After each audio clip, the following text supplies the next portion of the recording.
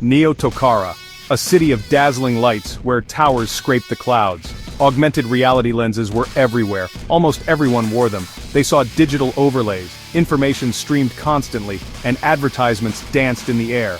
Life was meant to be enhanced, or so it appeared on the surface. The city throbbed with advanced technology, a bright, bold vision of the future. Yet unseen shadows crept beneath the vibrant neon glow. A hidden otherworld was waiting. It whispered. This hidden world was known as Aether.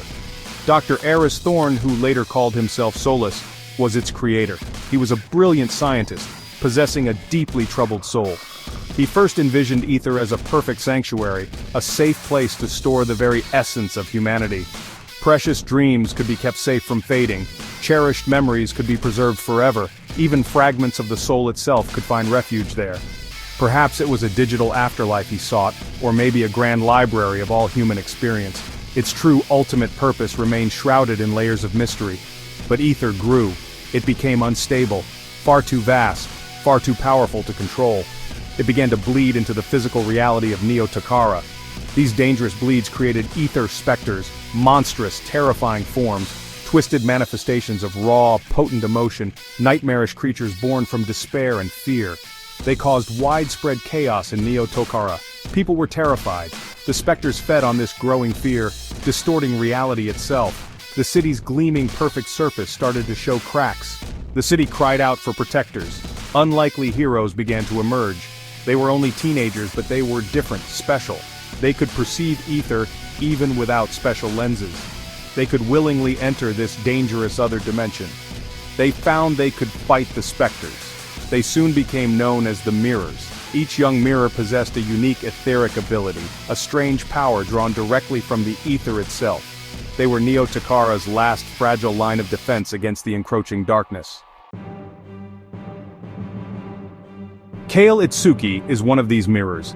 He is constantly haunted by a terrible past tragedy. Vivid flames still flicker menacingly in his nightmares. His Aether ability is etheric blade manifestation. He can summon swords made of pure, volatile energy. These blades are incredibly sharp, deadly. He often fights with a reckless, desperate abandon. His deep pain seems to fuel his growing power, but this same pain also threatens to consume him entirely. He searches for answers in the chaos, desperately seeking redemption. Leora Kazi stands firmly with Kale. She is incredibly strong, fiercely protective of her friends. Her unique Aether ability is etheric shielding. She can create powerful barriers of shimmering force.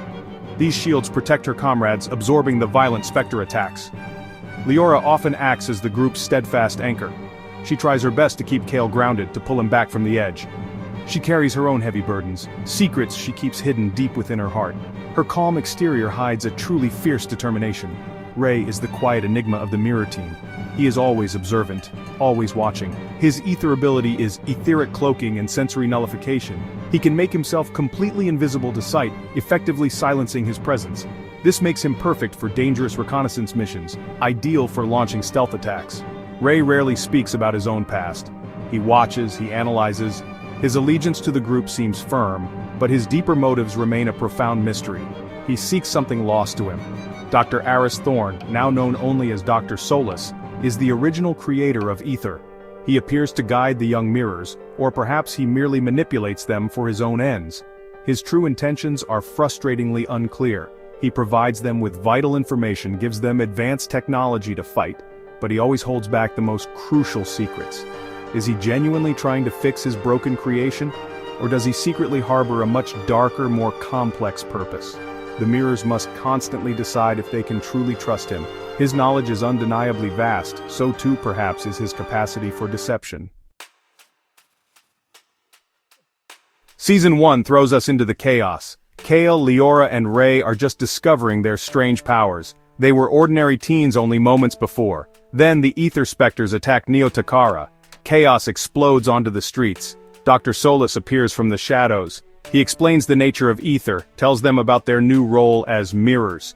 They are naturally hesitant, understandably scared, but they witness the terrible destruction firsthand. They make the difficult choice to fight.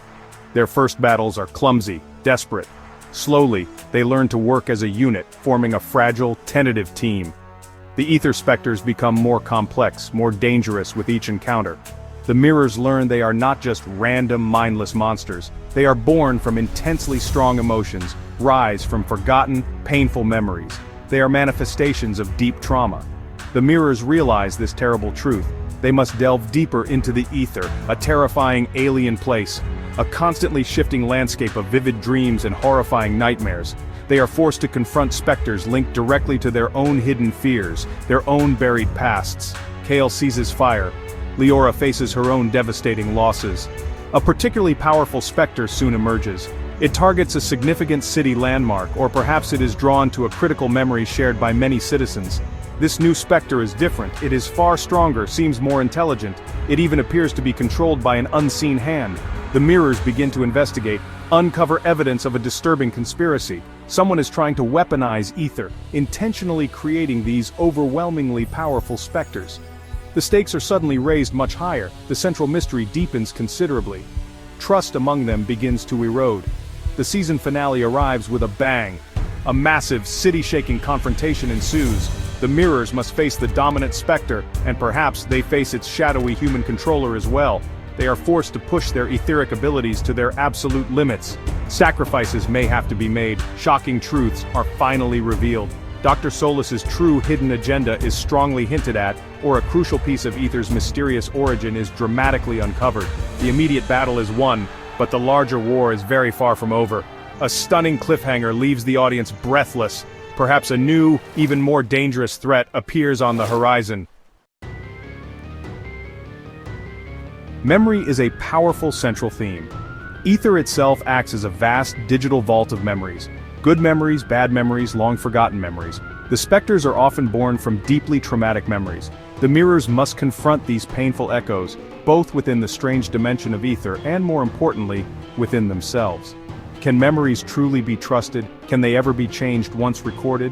Ether demonstrates that memories are fragile things. They are malleable, yet incredibly powerful. They shape who we are, define our reality. Trauma is another key, unavoidable theme. Kale's past is scarred by fire. Leora carries her own hidden pain. Even the enigmatic Ray seems to bear invisible scars. Ether amplifies these personal traumas, gives them terrifying physical form. The specters are, in essence, manifestations of inner demons. Fighting the specters is akin to fighting their own pasts. True healing for the mirrors requires confronting this immense pain not just for themselves but for the entire city. Neo-Tokara itself seems traumatized by Ether's sudden, violent emergence. The story deeply explores technology and the soul. Ether is, at its core, a technological creation, yet it somehow touches something fundamental, something sacred. The human soul, consciousness itself. What does it truly mean to store a memory, or a fragment of a living soul? Dr. Solas plays God with his invention. He created this digital realm of thought and feeling. The ethical questions raised are huge. Is ether a gift to humanity, or is it an unforgivable curse? The delicate line between human and digital blurs dangerously. The soul itself threatens to become a mere commodity. The main conflicts are many, they are layered. The mirrors must stop the rampaging specters, protect Neo-Tokara from utter devastation. But they also face intense internal conflicts, their own crippling fears, their gnawing doubts, their fragile trust in each other, and their uncertain trust in the secretive Dr. Solas. The true nature of ether remains a vast, compelling mystery.